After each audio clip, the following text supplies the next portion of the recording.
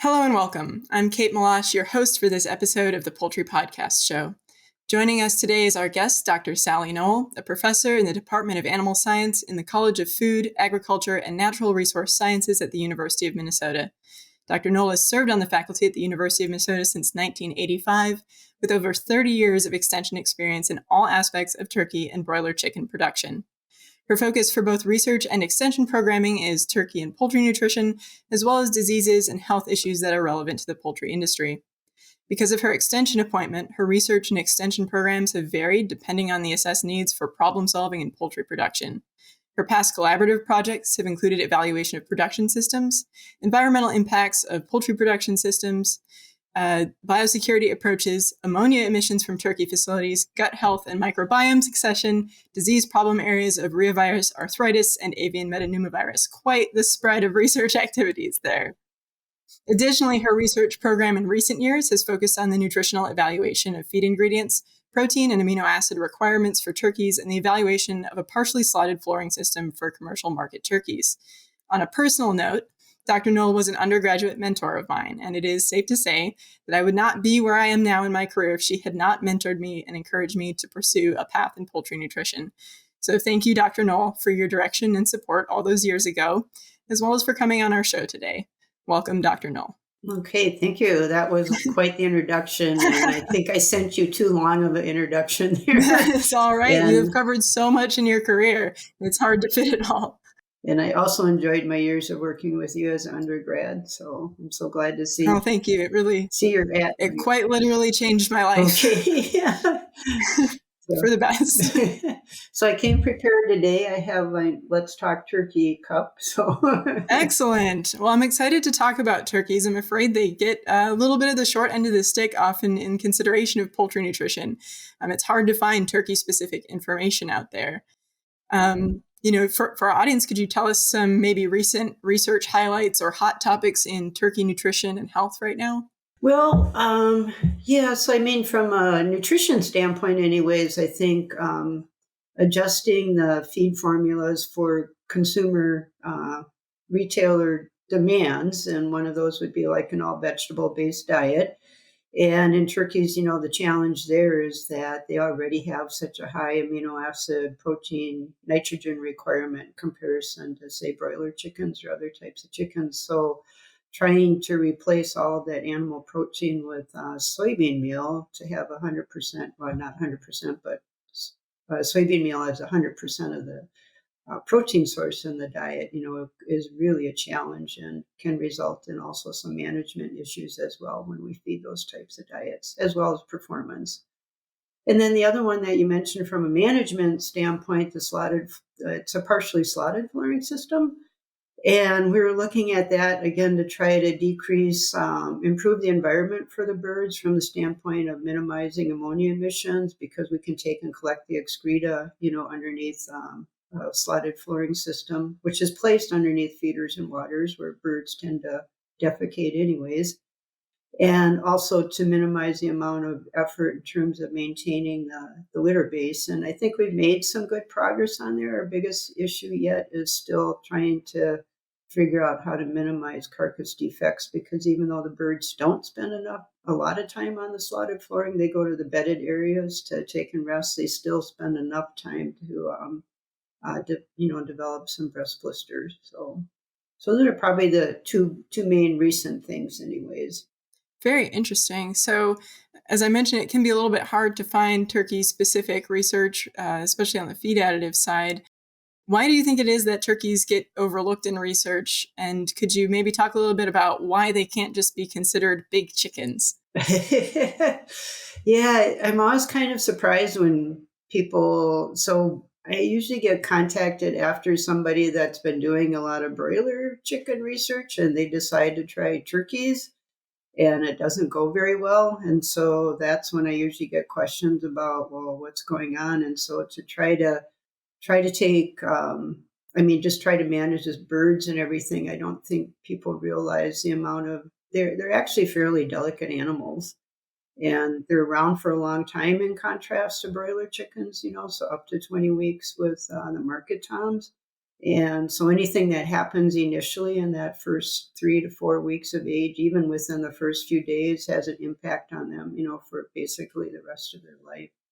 And it's also very expensive research because of just the cost of the birds, the amount of feed that needs to go into them, the amount of space and so forth for an adequate sized facility.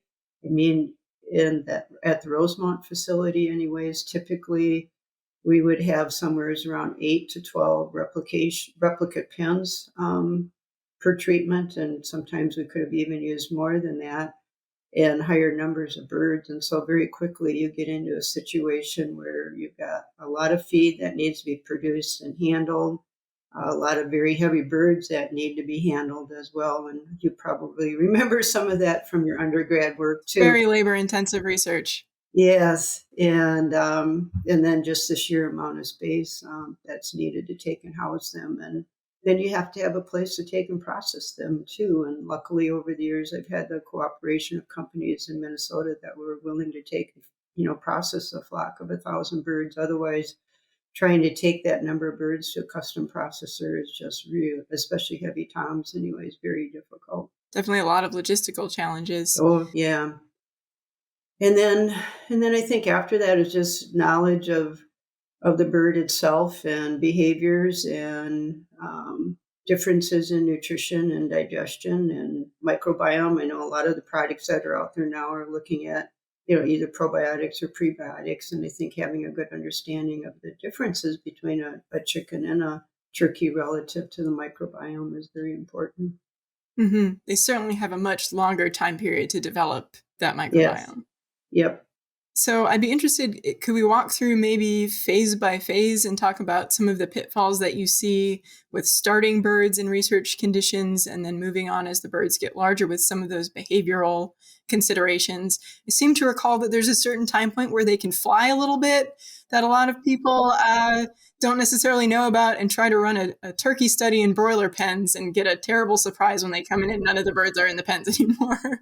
So I've definitely seen that happen with other research facilities. Yeah. So around, even 4 to 6 to 8 weeks of age. I mean, they're light enough yet that they can fly, and they literally, if they can, they'll climb up fences and that too, as they're trying to flap their way over the fence. But yeah, so I think again, a couple of things people need to recognize in turkeys anyways. We have a brooding phase, which in the industry would typically be a separate barn, and then those birds would be moved to a grow out facility after that. And so having the appropriately sized feeder and water type equipment, for those two stages, even in a research pen setting. And then brooding, I always say, if you don't have things perfect at time 0, when the birds get to the barn, you're already behind.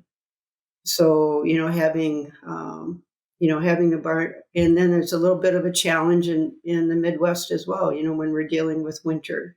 So having the barns warmed up, having the litter warmed up, the bedding warmed up, having the right temperatures set up. In our facility, we had to have heat lamps in each pen. And so you can see that, if you have 100 pens already, you have kind of a nightmare for temperature Yes. control in that. And then just logistically with being able to heat the building, have good, relatively good air mixing and uniform temperature, you really need to spend a lot of time on that before the birds are even actually placed. These birds, the turkey poults, are very sensitive to small differences and just, a little bit of a draft or a little bit of a temperature change that's outside of their comfort zone. They just don't go to the feeders and waters. And so now all of a sudden, if you're looking at a study on doing gut development or influence of, say, a probiotic product, administered early on, you're already a little bit behind because the birds haven't started to eat and drink. And so it's not only in terms of, I know a lot of times people think of like mortality, starve-out mortality as being the issue, but in over years, I think that has improved in the industry as well. But we're also looking at that very initial start on that bird and what influence that will have later on. So So a lot of what we do in the first day or two is really temperature management, looking at the behavior of the birds. We do vent temperatures as well. We use all of that information to try to make the adjustments to get the birds off to a good start. But then after we've spent so much time getting those temperatures adjusted for that initial brooding, then sometimes what people forget is, or not forget, or don't place enough emphasis on is decreasing those temperatures over time. And these are really rapidly growing birds. And so you have to stay on top of temperature adjustments in the barn as well. Otherwise, they'll get, I don't want to say overheated, but you may limit some feed intake because the temperature is just a little bit too warm for them, especially when we get into the older birds. And then I think, again, if you're used to broiler chickens, I think broiler chicks are a little more curious, when they're placed, whereas turkey poults maybe not as much. They tend to not be as active and not as good at searching things out. And so again, by having these conditions, watching them, getting them attracted, to the feeders and waters is really important. So I think a message would be if there's any place you have to plan at the start that you're going to be spending a lot of time in that barn before and shortly after, the poults are placed. Mm-hmm. Then after that, it's primarily management of the litter and feeders and drinkers and that. And we do have to switch over at some point in time. If they're staying in the same pen, we do have to switch over to some different feeders and waters as they get older, usually somewhere around 4 to 6 weeks of age. It's a little bit hard in a research facility, at least our old style research facility, to have nipple drinkers or something like that, which I think would really help in terms of litter management, because we do eventually run into problems where we start to get some wet litter, which also can cause foot pad dermatitis and leg problems as well. And then once they get older and they've transferred to those more adult, I don't want to say adult, but growing feeders and drinkers in that, then one of the biggest things and probably one of the most challenging things, especially on these big heavy toms, is feed wastage. So then getting decent measurements of feed intake in order to be able to calculate your feed conversion. And if you've ever looked at a turkey's beak, 12 to 18 to 20 weeks old, it's huge. And so then that kind of comes back to, okay, are you able to feed a pelleted feed, which a lot of times in research situations you're not, and then you're left with mash. And these birds really can waste a lot of feed, and that's when you really need to jump on, as well as height and adjustment on the feeders to try to minimize that feed loss too. Mm-hmm. And so that's where it gets to be difficult, because I've had people come in and say, well, we have a product that we think can improve feed conversion by 3 points all the way through to market, which on heavy toms would be 18 to 20 weeks. And I just kind of look at them and go, there's no way that's possible. It might be in some research facilities, but definitely, not in my experience. You might be able to, with really good control in that, you might be able to do that on a younger bird, but not on an older bird. So it's because of the amount of feed wastage. And even on the, even once they, we've gotten them past brood, they're growing well and everything, they're also very sensitive to minor changes in temperature. And these can be even within what we call their comfort zone, but it's enough to take and affect their feed intake. And then ultimately, that takes and affects their growth rate too. So now we're back to, trying to manage temperature and ventilation to keep everybody the same, in a smaller pen setting. Mm-hmm. How about lighting? Oh, yes, we can't forget about lighting. And that gets a little complicated too, because many years ago, some of the research that was out there actually showed intermittent lighting was very positive for turkeys. But again, with some influences of some concerns that animal well-being, that intermittent light program is not a natural lighting program. But I think it meets the need of the birds being able to eat and rest and so forth, which is pretty much their natural behavior anyways. But, we've had to go to a day length type, having a continuous day length and a continuous nighttime period as well. So, yeah, definitely. Lighting can have a lot of different impacts on behavior, performance, and nutrition, particularly in toms, because they are, as they get past 12 weeks of age, they increase their testosterone production. And then, based on the lighting program, then we can run into some issues, with aggression and damage. Yes. I remember those guys being a little bit of a bully sometimes. Oh, yes. Yep. Well, very interesting. It's very different from broilers. You just have to live with your decisions for a much longer time. Oh, yes.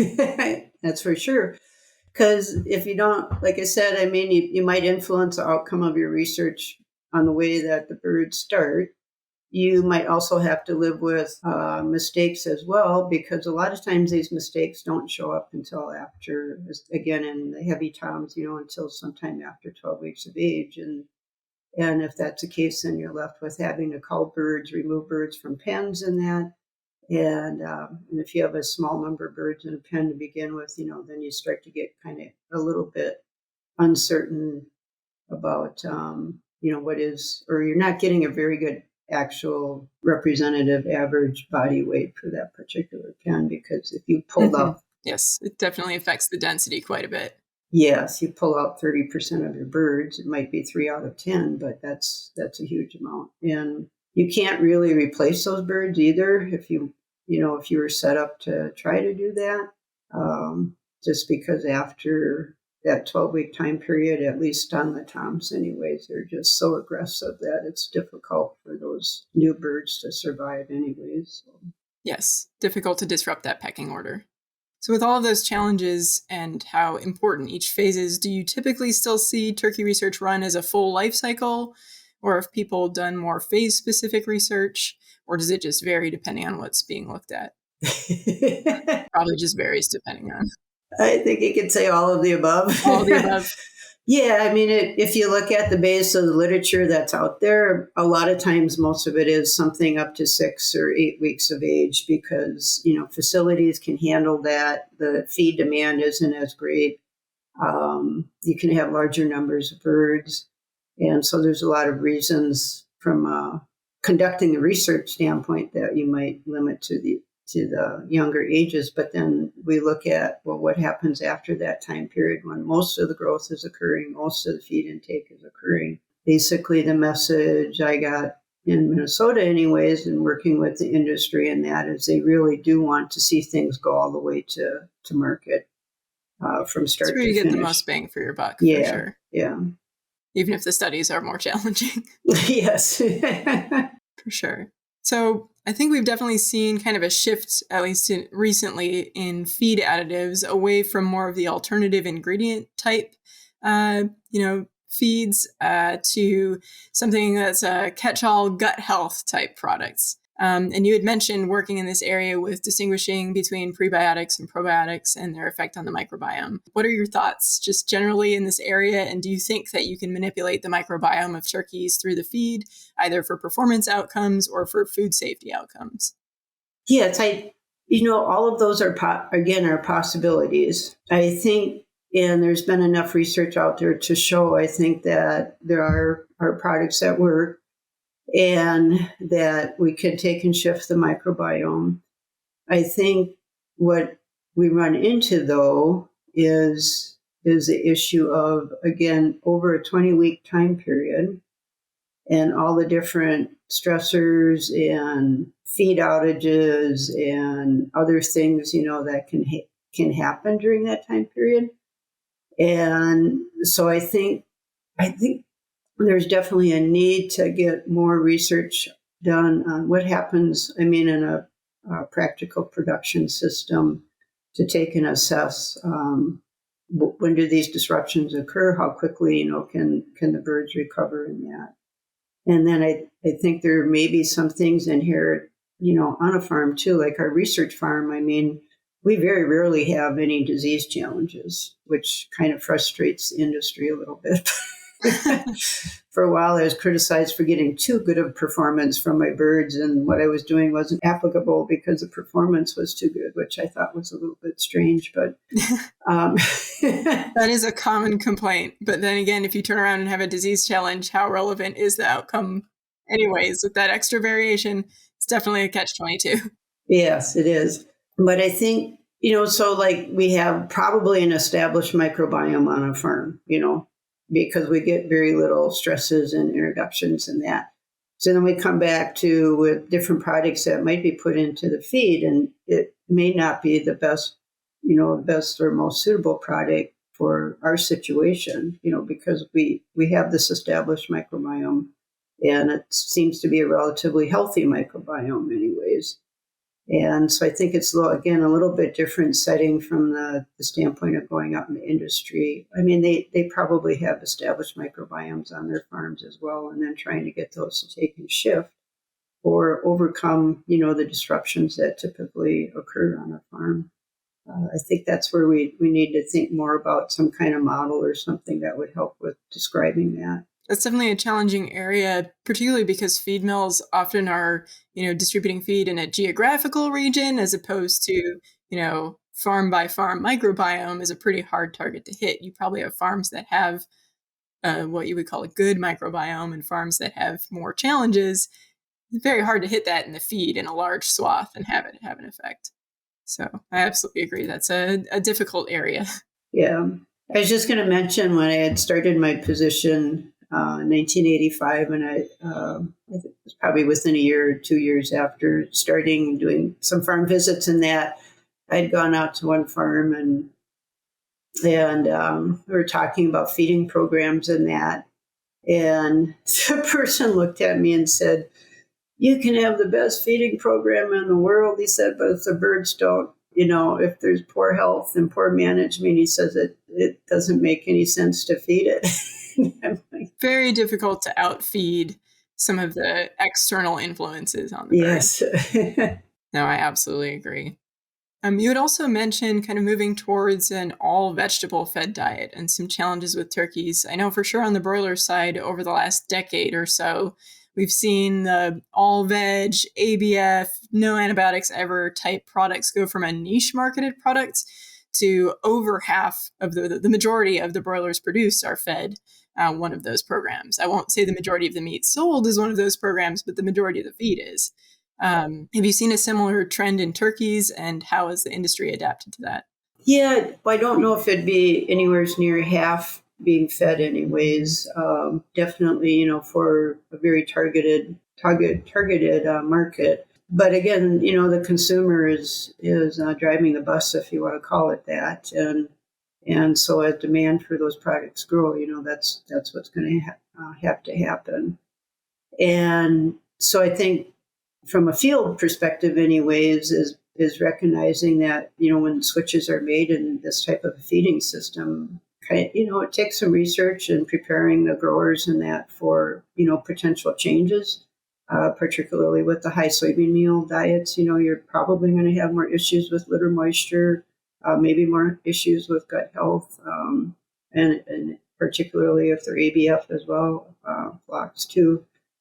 I think in turkeys, again, the challenge is that they're around for such a long time.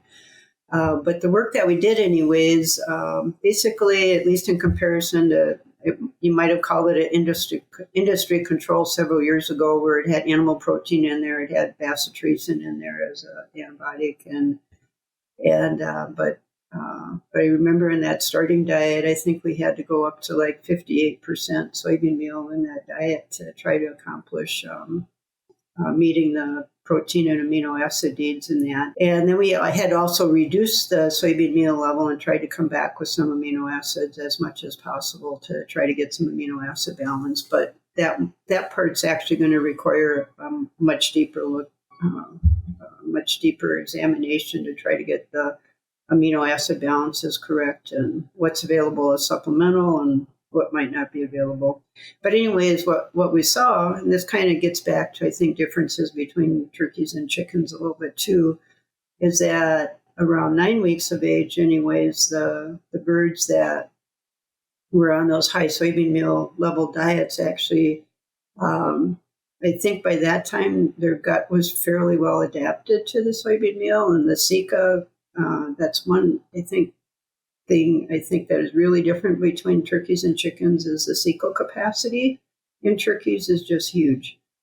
And so after 9 weeks of age, I think they got to the point where, they're able to ferment, some of those more complex carbohydrates in the soybean meal. Things had stabilized by then. Obviously, the soybean meal levels would have dropped by then as well. And so they actually started to go through a compensatory growth period. And so at the end of the trial, they had actually pretty much recovered growth compared to the industry control. The only thing that was lagging a little bit again was some of the breast meat yield information that we had breast meat yield that we had collected. So again, with the length of time those birds have and under good conditions, we did see that compensatory growth occurred and maybe not having as damaging of an effect, on the overall flock performance. Our crew also, maybe fortunately or unfortunately, did a good job managing the litter in that barn, which again is, a little bit more of an issue, in a commercial setting. So I think we showed that we could do that, but there were a lot of ifs later on, like if, the compensatory growth would occur if they didn't have any other digestive or gut health challenges. Did you measure any ammonia concentrations in that study, or can you speculate on, is there an impact on ammonia emissions when you're feeding perhaps a higher total crude protein versus the diets with the animal proteins? Yeah. So in the litter analyses we did see, and I can't remember the values right offhand, but we did see higher crude protein nitrogen values.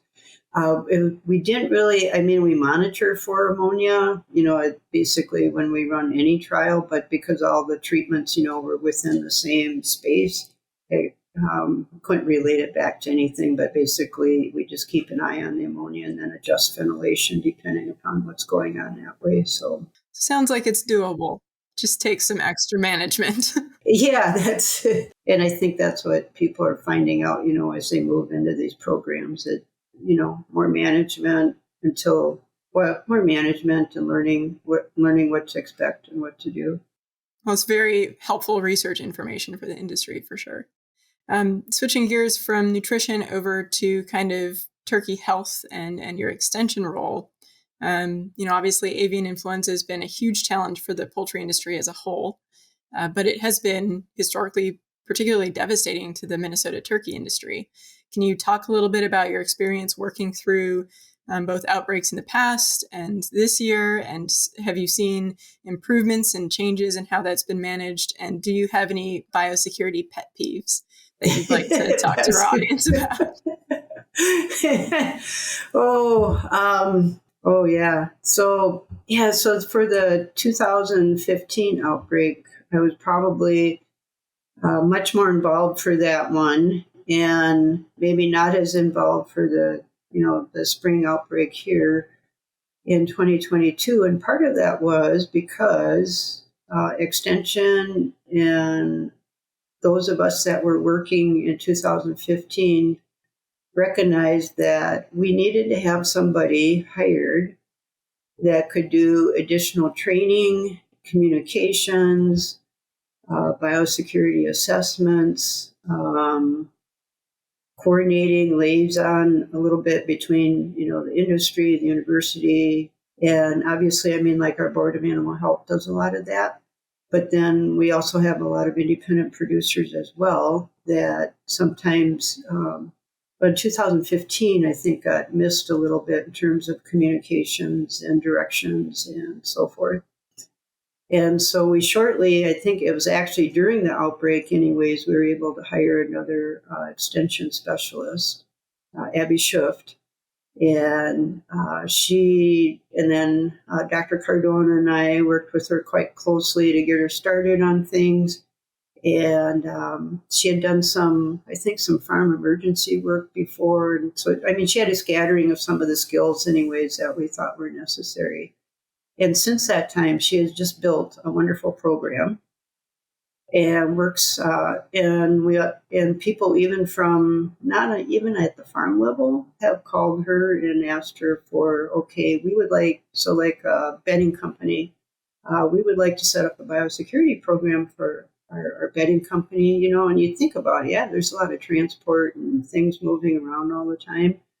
Sometimes some of the processing plants and some of the smaller processing plants and some of the smaller feed suppliers and that.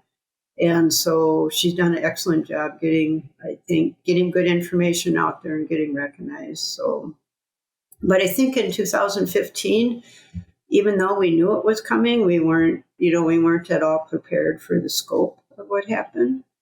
I remember when the first flock, when I hear avian influenza, I think I get a stress reaction. Well, I apologize for bringing it up. Oh, no, that's okay. We were all like, I think the first flock was detected in either late February, early March of that. And the flock was put down. And then it seemed like there was 2-week time period where nothing happened. And then all heck broke loose after that. It lasted until I think that following June. So during that time point, we were trying to get things out about the Danish entry, get information out about that, and setting up some training, some fact sheets, and then along with 𝗪𝗵𝘁, who's a regional specialist as well in small flocks, small farms, and that we were also trying to work with the backyard flock people at that time. And the problem there was that there was, again, this bias, within the small flock that, okay, well, we have chickens, and chickens are a little more resistant to avian flu than turkeys are. We're not big, and so we don't have to worry about it. So the challenge there was getting information out to them and trying to get them to kind of get serious about it, which I think actually helped us this time around. Yes, particularly considering I think there's been a huge expansion in the number of backyard producers over that time period. Yeah. And yet they seem to handle it better this time around.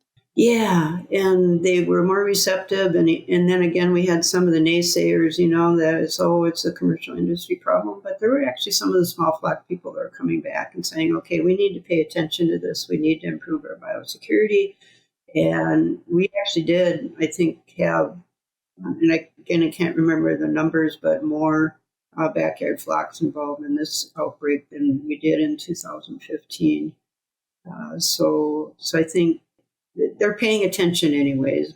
And then the other thing that I think in going through that whole process in 2015 and why we kind of ended up focusing on the Danish entry system, with some kind of separation of the dirty and clean sides in that. Yeah, could you go into a little bit more detail about that? I think it's probably more familiar on the swine side. Yes. I've seen it used in research facilities in poultry. I would love to see it catch on in industry, both broilers and beyond, because it seems like a great model. For those of our audience who are unfamiliar, if you could give some details on that, that would be helpful. Oh, sure. So to kind of go along with that, to set the stage, is that we also talk about operational versus structural biosecurity. So operational, I kind of think about as what we do on a day-to-day basis. And Simon Shane, I think, was the one that had developed these different conceptual levels or different levels of biosecurity.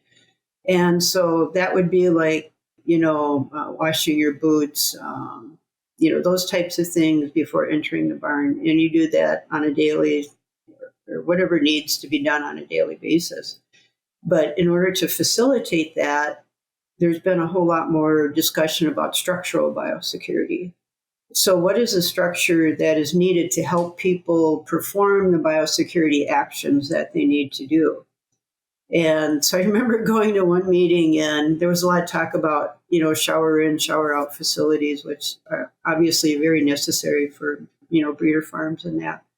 But there was one fellow that was talking about, it turns out our shower wasn't operating very good and was basically shooting out cold water at, I don't know, some extreme PSI. And so what they basically found out is everybody would try to walk through the shower and avoid the water. So you have to have facilities that are going to be comfortable and facilitate this. But anyways, getting back to the Danish entry part of it, then it basically is some kind of physical separation or visual separation of what we call the dirty side. And I know this can get confusing to people, but the dirty side is actually the side when you're entering the barn or entering hopefully a workroom area before entering the barn. We call that the dirty side because you're coming in from the outside and going inside. And the clean side, although I know it kind of messes up your thinking, is actually once you're inside the barn. And all that's saying is when we're coming from the outside, it's dirty. We don't know for sure how dirty it is or what's there or anything, but we want to try to make sure that we're not transferring organisms when we go over to the clean side being the current status of the flock and not being contaminated with outside organisms. And so typically in swine barns, the way that's been handled is they call it a bench. And it's basically an area that basically you have to come in, take off your outside clothing. People have all different versions of this, which makes it a little confusing. But anyways, with the Danish entry, there's some kind of physical separation of that dirty and clean side. It could be a bench, it could be a shower area, something like that. For some of our producers, what they did is they put down duct tape on the floor, bright yellow or bright orange or something like that. And, we had the dirty side and the clean side. Typically then on the dirty side, like I said, you're shedding your outside clothing and that you're leaving your shoes behind. When you make that transfer over the bench, you try to keep from your shoes will be off. You'll be transferring over to the bench, putting on boots, and then probably putting on either some kind of coveralls or lab coats or something like that before you take and enter. People will add in hand washes. A lot of times they actually may provide farm-specific clothing. So once the person arrives at the farm, that they actually are assigned clothing there, and then they add on other things depending upon the farm requirements and that. So it can be a very simple entryway or it can be very complex, depending upon what's going on. The other thing that comes along with that then is, okay, how do you transfer things like maybe you need to hang nails someplace in the barn or use nails in the barn. So you might have gotten something shipped from Amazon that needs to get into the barn. Okay, so how do you do that? And how do you do that going through the process? So we actually did a little exercise with my farm workers. And so I gave them a box on the outside and I said, take this into the barn and get it transferred without touching anything. And he walked into the barn and then just literally stood there with the box in hand because we weren't set up to handle that box. So we needed a cart or something or a table to put that box on. And then you could also talk about, okay, does that box need to go someplace where it sits in quarantine before you're going to take and transfer it? So we spent a lot of time, just kind of going through a lot of the little things that you probably wouldn't think of. But so it was pretty interesting. And we also started a whole bunch of different glow germ studies, which are still continuing on. So glow germ is a substance. You can either get it as a powder or as a cream. And you can, put it on your hands. We train students too going through exercises of, we contaminate them with glow germ first. And then we have them go through the exercise of putting on coveralls, booties, and so forth. And then they cross the line into the clean side and then come back and do the process in reverse. And then we get the little black light out and we can see how much transfer there was. And actually, we find that going through that process and the training anyways, they're pretty good about not transferring a lot of stuff. Yes. I really love the idea of having that physical barrier or physical reminder there. I've often found in situations where a pathogen enters a house and there is a clear epidemiological trace of the reason, it's not usually not the basic biosecurity things that we kind of cover every day. As a matter of principle, it is the exceptions to the rule. A fan broke in the house and someone needs to come repair it, and it's an outside person.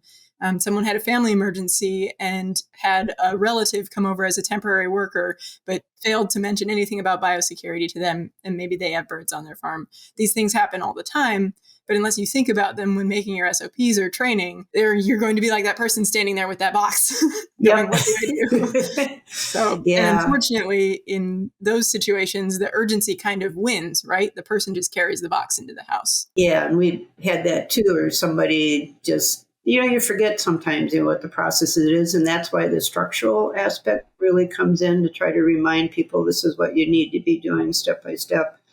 But yeah, so it's like, oh yeah, I'm coming back from someplace and I just need to poke my head in the barn, to see if the birds are doing okay. And I don't want to go through all of this. And yeah, so then from a structural standpoint, you could think about, well, what can I build or have that would allow the person to be able to look at the birds, or something like that, or look at the control panel or something without having to go through the whole process of entering the barn. So, so I think that's where we we really ended up doing a lot more thinking and so forth about the structural aspects to try to get people to do it.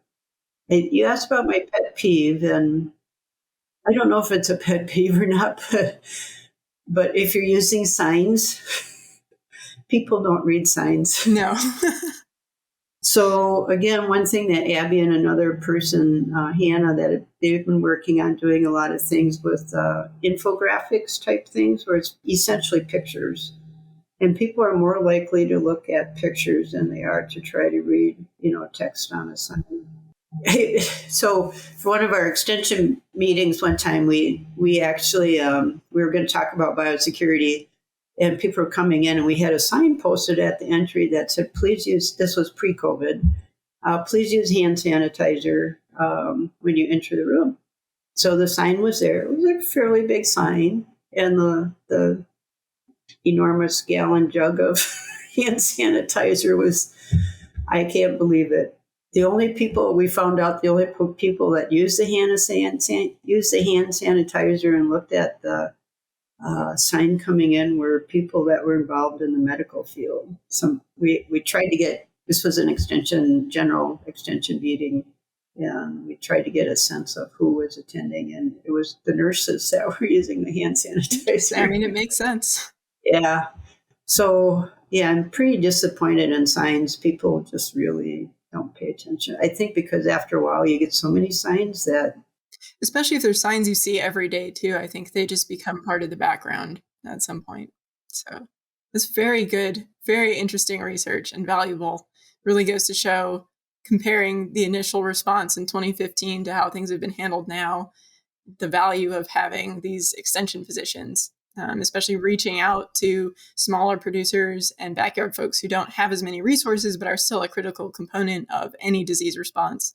So thank you so much for doing that work. If any of our audience has influence over academia, or, has the ear of anybody, extension position. Yes, please. Cannot be said enough. The value is absolutely there. I know it's not the first thing people necessarily think of in a department, but they're the ones that have some of the deepest impacts on the industry and just the general public, honestly. So another thing we had started to do, so we started looking at game cameras to try to assess biosecurity risk or disease transmission risk. And I had actually started one project, wasn't for avian influenza, it was for another disease. And the place had a dead bird composting unit on it. And they were suspecting, that animals were transferring disease, from the wild animals were transferring disease from the compost unit to the barns and that. So we set up some game cameras just to see what wildlife were present in that. And we actually did find that a lot of wildlife were having a party out at the compost bin, at midnight. Free But the other thing, nutrients. yeah, but the other thing we learned, and unintentionally, anyways, was documenting the amount of traffic that can happen on a farm. And this would be equipment traffic, vehicle traffic, people traffic. And we were finding places where a lot of this traffic was centralized, with people and vehicles coming back and forth and that. And so that was kind of an eye opener for, okay, how do we better schedule or figure out, traffic plans, people and vehicles on the farm if that's occurring, and try to decrease biosecurity risks. So this farm actually started to separate out some of the operations, that seemed to be at the central point. So that was pretty gratifying. Yeah, that's very eye-opening. Great idea using the game cameras too. I would say if I have one biosecurity pet peeve, it's cell phones. Yes. The number of times I've seen someone unzip their coveralls and pull out a cell phone that was just in another chicken house and another chicken house and another chicken house. Leave your cell phone outside. Yeah, we do have some of those training videos on the University of Minnesota Extension website, the Poultry specific, and we do talk a little bit about cell phones, where basically we just tell people that whatever you have on you has to be kept on the dirty side, not brought into the... But I know cell phones are so hard because, for a number of reasons. Yeah. Oh, yes. I mean, and there's obviously reasons you would want to have a way to communicate on you as you go into a farm. It's just always strikes me as funny when someone puts on all of the layers of PPE and then immediately will just go right in there and get their cell phone. So still some work to do in that area. Well, you can see we're getting towards the end of our time. I do have a few questions that we ask at the end of every episode. The first one is, what is your favorite book or resource related to turkey nutrition or just poultry nutrition in general? Is there something that you can recommend to our audience? So, unfortunately, there hasn't been a lot written on poultry nutrition for quite some time, and less so for turkeys. But some of my favorite books, obviously, and they lean more towards the physiology side. But so like, Sturkey's physiology series of books in that. And, depending upon the edition, some of the information is more practical and some of it is very basic in that. And then another book that I used, I think, if I have the label right, it's a book by 𝗪𝗏 out of UC Davis. And I think it's Avian Nutrition. And it's a lot of physiology in it as well, but it also gets into, interrelationships of physiology and nutrition. And it's broad. It is broad. I mean, it's not specific to poultry. It also covers other avian species in that. But for anybody that wants to do more advanced training in that area. And then after that, I still have a lot of the old editions of Poultry Nutrition and Leeson's, commercial poultry nutrition books as well. And then, and actually some of the, the genetic companies and that with their management guides and everything, a lot of times if you just need to kind of get a little bit of background information in that, they have some very good information on nutrition and feeding in their management guides as well. So those are excellent recommendations. As far as something outside of poultry nutrition, this could be a podcast, a book, a website. Is there anything that has caught your eye lately that you've been interested in that you can recommend to our audience? Gosh, I go to so many websites. Yeah, websites and journals and that. I also do appreciate some of the podcasts and webinars in that a lot of companies put on regarding their products, and they also try to make it, an unbiased presentation as well. And I've actually have used some of them in classes just because they've done a very good job. I think one was on choline, and I can't remember what another one was, but they did a very good job on a lot of the mechanisms and the biochemistry and everything behind that. Much better than I could have ever done. So those are good resources. As far as journals, I think people get a little bit of tunnel vision with just Poultry Science and Journal of Applied Poultry Nutrition, or Journal of Applied Poultry Research, sorry. Are there any journals that you think people are overlooking or should also be looking for when they're going through their lit reviews, when they're looking for information?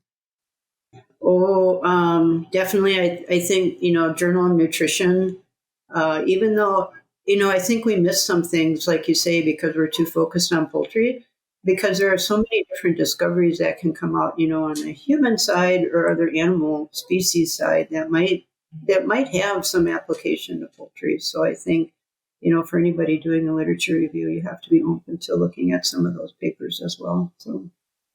And then lastly, before we wrap up today, I'd like you to think in your head about someone that you would consider successful or just generally a successful person. In your mind, what are some traits or characteristics that set people up for success or separate those who are more or less successful, however you define that? So I might go back to when I first started my position, and I think this is key for a lot of people, that are new and entering into positions as well. Having somebody that is willing to take and mentor them. Mm-hmm. And I mean, being engaged and actually mentoring and helping them get started. It's not just like a one-day orientation and here, now you do the job. But it's more continual mentoring over, at least a fair amount of that, potentially that person's career. And so when I started, 𝗹𝗲𝗿𝗹 was extension veterinarian over in College of Veterinary Medicine and that. And I mean, it couldn't have wished for a better mentor than him. He got me started in the industry, connected, meetings, topics, and then, allowing me to expand after that. And so I think, from that standpoint, mentoring skills, communications, obviously, and we're all really busy, all the time. And so sometimes it gets hard to set aside time to communicate and do it effectively. Absolutely. And so, and then, some kind of, people person skills, mm-hmm. The best chatting type person, but I try. But I think I tend to want to get down to business right away, and sometimes that might not be the best approach. But mm-hmm. Definitely making time for those communications, and then from the standpoint of working with the industry and that, it's been hard the last several years, anyways, between avian influenza and COVID, and that is, just that. FaceTime, if you want to call it that, with producers and people out in the industry, and being able to get into barns and see what's going on. And that's what I'm a little bit worried right now. It's for students anyways, trying to get them on tours or out to farms and that. It's just gotten so difficult. But they really need to do that. I mean, you can do a video and talk and everything like that, but there's nothing like walking into the barn and hearing and seeing and smelling everything that's going on. So I might have drifted from your question there a little bit. No, that was a fantastic answer and very relevant. I think, we certainly see that more and more folks, for sure in the U.S., are not raised with an agricultural background. And I am one of those students. And I think if it weren't for your, directed mentorship and belief that despite the fact I had never seen a turkey before working in your lab as an undergraduate research assistant, you believed that I could learn and you dedicated the time to help me learn. And I really believe that, there won't be a future for poultry science unless people dedicate the time to help people learn from whatever background they're from. There's simply not enough people of an ag background left to sustain the industry's employment needs. So, I'm deeply appreciative of you taking the time to do that for me, for all of your students. And I hope that, the university continues to be an area where that mentorship can proceed as we go forward. Well, thank you very much. And and I've had so much fun watching my students once they've graduated and moved on to other things and what they're doing and how they're doing. And that's been very nice. So mm-hmm. It's hard work, but I can see it being rewarding. You wouldn't have done it for 30 years if it wasn't, right? Oh, no, I really love my job, or at least most parts of my job anyways. Well, we certainly appreciate all of the hard work you've done in your position in extension, in research with turkey nutrition, which is a field that can always use more research. We thank you very much for your time today and for coming on the Poultry Podcast Show. Thank you, Dr. Noll. Oh, you're welcome, and thank you very much for the invitation. It was our honor.